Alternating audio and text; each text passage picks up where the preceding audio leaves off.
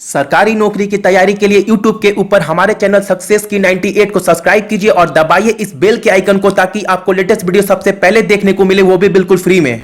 आप सभी स्टूडेंट का स्वागत है यूट्यूब के चैनल सक्सेस की 98 पर। और बहुत सारे स्टूडेंट को ये बात पता नहीं है कि एसबीआई क्लर्क जो 18th का जो एग्जाम है वो पोस्टपोन क्यों हो गया, एग्जाम का डेट चेंज क्यों करना पड़ा एसबीआई को, सडन हो क्या गया।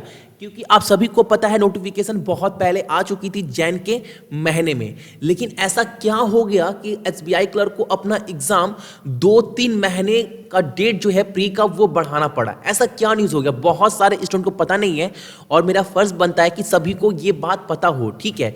तो बहुत सारे बच्चे खुश भी है, बहुत सारे बच्चे मायूस भी है कि तैयारी ऑलरेडी हो चुका था और एग्जाम पोस्टपोन होने का मतलब क्या है, कुछ न्यूज़ पता नहीं है। तो मैं आपका सारा डाउट क्लियर करने वाला हूं इस वीडियो में। सो अगर आप हमारे चैनल पर फर्स्ट टाइम विजिट कर रहे हैं तो आप हमारे चैनल को सब्सक्राइब कर लीजिएगा इस नीचे वाले बटन को प्रेस कर, ठीक है। और प्रेस करने के बाद ये बेल आइकन को जरूर दबाइएगा ताकि आपको मेरे पर वीडियो का नोटिफिकेशन मिलता रहे, क्योंकि अभी रेलवे, एसएससी और बैंक के रिगार्डिंग में तैयारी करा रहा हूं बच्चों को अपने चैनल पर, ठीक है। तो देते हैं न्यूज़ मेन है क्या रीजन है कि एसबीआई क्लर्क का एग्जाम पोस्टपोन हो गया, ठीक है। बहुत बड़ा रीजन है इसके पीछे। जैसे आप सभी को पता है जो एग्जाम होने वाला था प्री का पैटर्न अभी चेंज हो गया है और पैटर्न को लेकर ही सबसे बड़ा इशू हुआ है, ठीक है।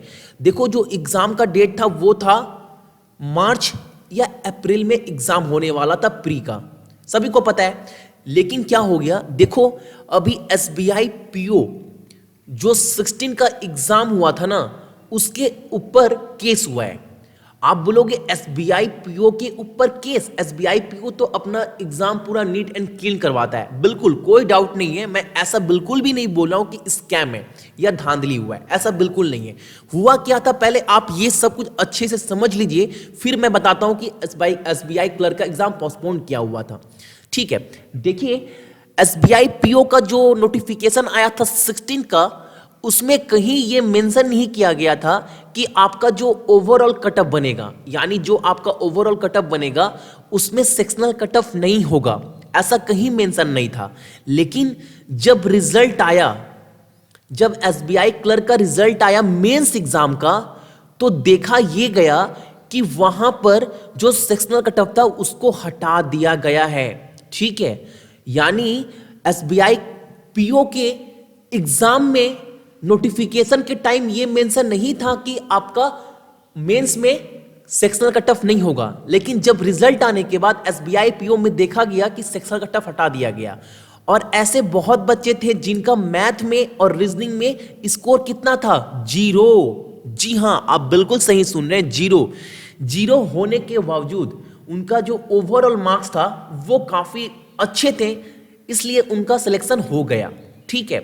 तो यहां पर आपको मेंस में से सेक्शनल कटअप रिमूव कर दिया गया था जो नोटिफिकेशन में मेंशन नहीं था। तो आरटीआई फाइल हुआ एसबीआई पीओ के अगेंस्ट में कि ऐसा कैसे हो सकता है, ठीक है। ये मैं नहीं बोल सकता कि स्कैम ही हुआ है, बिल्कुल नहीं। लेकिन आप एक बार ये सोचिए, ये जो जॉब मिल रही है आप लोगों को, ये जॉब मिल रहा है बैंक का, ठीक है। और बैंक में काम क्या होता है, ज्यादातर जो काम होता है वो होता है कैलकुलेशन के बेस्ड पर, क्योंकि आपको लोन देना है, पैसा मनी सब कुछ वही तो है। तो सारा का सारा जो गेम है वो कैलकुलेशन के ऊपर है। और बहुत सारे ऐसे बच्चे थे जो डीआई, जो आपके मेंस में एक टॉपिक है डीआई, एक सेक्शन डाटा इंटरप्रेट या एनालिसिस, उसमें बहुत सारे बच्चों ने 0 स्कोर किया, उसके बावजूद भी आप उनका सिलेक्शन हो गया, ठीक है। तो इसके अगेंस्ट में एक आरटीआई फाइल किया गया और केस कर दिया गया कि ये चीज सही नहीं है, ठीक है।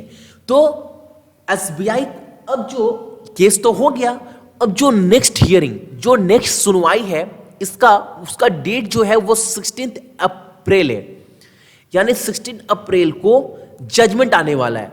अगर जजमेंट में ये बोल दिया जाएगा, बाय चांस सुप्रीम कोर्ट के तरफ से अगर ये मेंशन कर दिया, ये बोल दिया गया कि नहीं आप सेक्शनल कटअप हटा नहीं सकते, तो एसबीआई क्लर्क का अगर एग्जाम होता, एसबीआई क्लर्क का एग्जाम होता प्री का, और 16 अप्रैल से पहले ही हो जाता, क्योंकि मार्च और अप्रैल के मिड में एग्जाम होने वाला था, ठीक है, अगर एग्जाम हो जाता और सुप्रीम कोर्ट का ये जजमेंट आ जाता कि आप सेक्शनल कट ऑफ रिमूव नहीं कर सकते अपने एसबीआई पीओ के एग्जाम से, तो एसबीआई को क्या करना पड़ता? जो क्लर्क का एग्जाम वो लेने वाले थे और जो न्यू नोटिफिकेशन में मेंशन किया गया था कि आपको सेक्शनल कट ऑफ की जरूरत नहीं है, तो अगर जजमेंट के अपोजिट अगर एसबीआई जाते तो फिर से उन्हें एसबीआई क्लर्क का पूरा एग्जाम करवाना पड़ता।